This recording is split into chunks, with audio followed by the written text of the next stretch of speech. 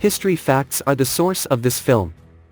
China's history and population are as diverse as the country itself.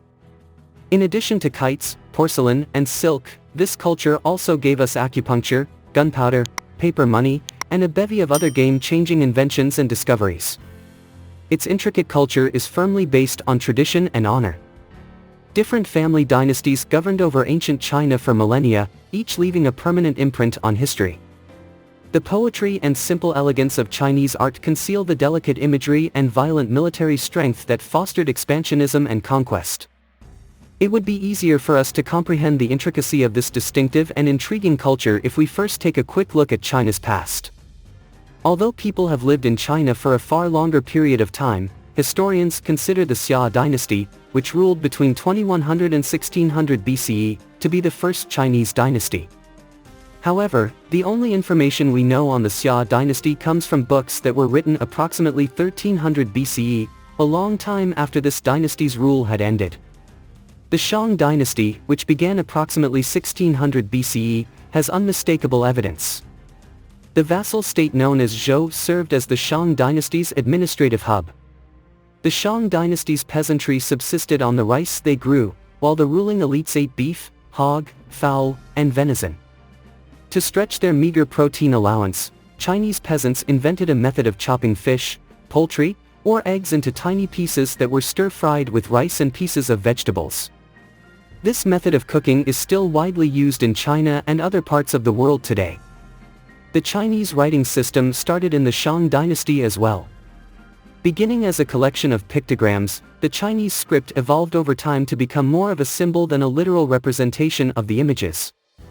Up to 3,000 new Chinese characters were added during the Shang period. Years later, China's population had divided into 7 independent states, each with its own cultural identity, rulers, objectives, and traditions. The Qin state became more powerful than the others, and as is customary, strength breeds avarice. With the help of its sizable, well-trained army, the Qin kingdom overcame the other 6 states in 247 BCE and seized control of China.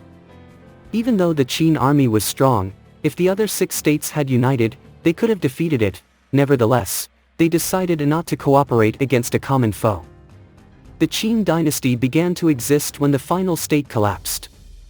There were, of course, individuals who were against the new Qin dynasty. One story claims that in 227 BCE, a map of their province was sent to King Zheng of Qin by 2 would-be killers.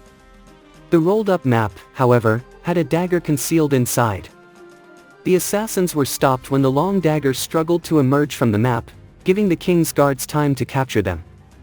Following this occurrence, King Zheng adopted the name Qin Shi Huang and was crowned China's first emperor.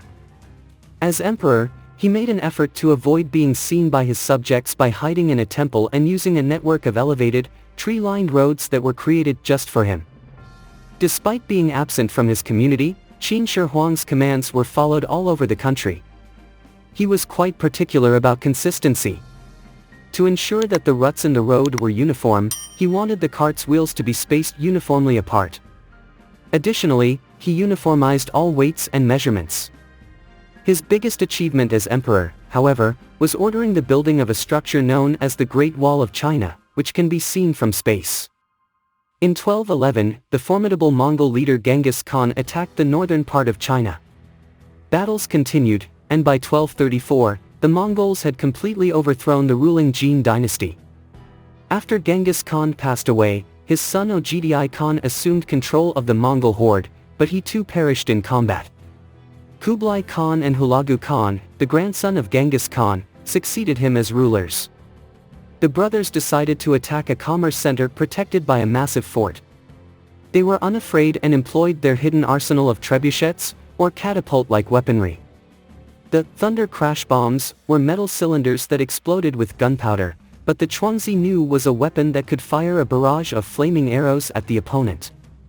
The Mongols were able to overthrow the Song kingdom in 1279 thanks to the combination of these 3 terrifying weapons. Like much of Chinese history, Kublai Khan's reign was an odd fusion of tradition and brutality. Kublai Khan was a scholarly man who respected and tolerated all forms of religion practiced in China, including Buddhism, Taoism, shamanism, Judaism, Christianity, and Islam. He supported the arts and was a fan of theater, poetry, and paintings. He was also thinking about colonialism and expansionism, though. He targeted Vietnam, Java, Burma, Japan, and Burma. Kublai Khan dispatched his army to conquer Japan in 1281. However, his fleet of more than 3,500 ships suffered a catastrophic communication breakdown, which allowed the Japanese forces to rebuff their advances. The remaining men went back to China to recover and lick their wounds. Kublai Khan's soldiers attempted to conquer Vietnam in 3 wars in 1257, 1284, and 1285, but they were destroyed in each one. Between 1277 and 1287, Khan's soldiers fought against Burmese armies that were attempting to invade that area. This time, they were successful in subduing the Burmese populace, but Khan's attempt to force them to pay heavy taxes was not successful. The majority of the Burmese population consisted of subsistence farmers who were struggling to survive in a drought-stricken area. They had nothing to contribute. When Kublai Khan learned of their situation, he felt sorry for them. He sent workmen to help rebuild homes and build irrigation canals, and he had grain, cloth, and other materials supplied to the poorer communities. He was a superb humanitarian, especially for a war-hungry dictator. China was ruled by the Great Ming Dynasty from 1368 to 1644. The leaders had a paranoid mentality and wanted to maintain strict control over the Chinese people, even if that meant carrying out cruel murders. The environment was favorable for rebellion and insurrection in this situation. The Ming Dynasty survived each uprising and even created an astounding array of high-quality porcelain vases, urns, and bowls in the process. Although delicate, 16th century Ming porcelain objects still exist today and are highly sought after collectibles. On May 30, 1626, tragedy struck. Beijing was shaken by a massive explosion that toppled trees miles away and launched the remains of the dead into the air. The Wangdongcheng Armory, a facility that produced gunpowder, weaponry, and ammunition, is where the bomb reportedly killed more than 20,000 people. The explosion's precise cause was never discovered, but the superstitious Chinese people interpreted it as a message from the gods expressing their displeasure with the Ming Dynasty's governance. China was engaging in active trade with Britain and other countries of Europe by the late 1700s. The globe was being supplied with tea, silk, cotton, and porcelain. Opium, on the other hand, made its way on board the commerce ships. British ships were used to smuggle the addictive narcotic into China, where it was distributed to the general public. Opium is so dangerously addictive that a user must always have access to it to avoid terrible withdrawal symptoms. In response to the situation, the emperor outlawed opium and erected a blockade to keep British ships out of the harbor. In response, the heavily armed British destroyed the Chinese ships. The Treaty of Nanking, which was signed in 1842, put an end to the war, but it did not solve China's opium problem. Because opium usage was so pervasive in China, the British exerted pressure on the Chinese emperor to legalize the drug. The issue reached its peak in 1856 when Chinese officials detained a British ship carrying opium intended for China. This time, the French supported the British and both countries launched an attack on the Chinese. France had been attempting for years to acquire access to Chinese ports for its trading ships, so this was the chance they had been waiting for. The Treaty of Tientsin was coerced upon China by the United States, Russia, France, and Great Britain. The pact compelled China to grant foreign trade ships access to 10 ports, to allow Christian missionaries to preach the gospel across China, and, most tragically, to legalize opium imports.